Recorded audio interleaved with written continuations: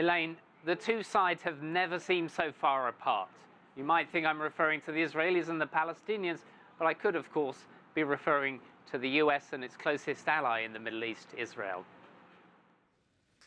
John Kerry is stepping away from the white-hot furnace of Middle East diplomacy with a warning to all concerned. In a farewell speech at the US State Department, the US Secretary of State said the vision of Israel and a future Palestinian state living side by side in peace is in jeopardy. President Obama and I know that the incoming administration has signaled that they may take a different path, and even suggested breaking from the long-standing U.S. policies on settlements, Jerusalem, and the possibility of a two-state solution. That is for them to decide. That's how we work.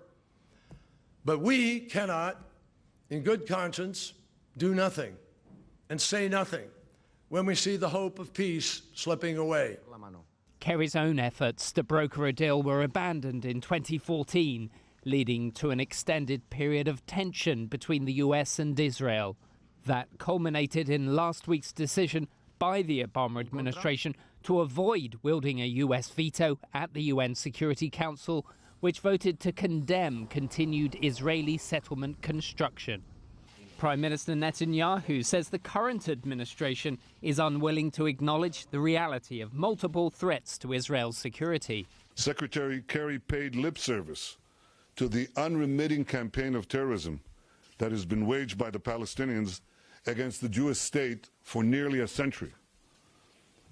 What he did was to spend most of his speech blaming Israel for the lack of peace by passionately condemning a policy of enabling Jews to live in their historic homeland and in their eternal capital, Jerusalem.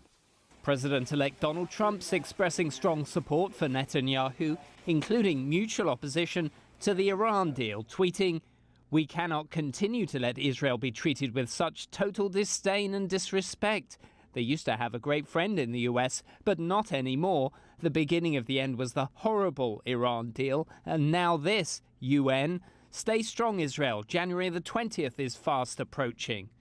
As he prepares for Inauguration Day, Trump's indicated a willingness to empower his son-in-law, Jared Kushner, to broker peace in the Middle East. And reacting to all of this, in a statement, the Palestinian Liberation Organization says it stands ready to resume peace talks if the Israeli government ceases all settlement activities and signs established agreements on mutual recognition. Elaine. All right, Daniel Ryntjes in our Washington newsroom.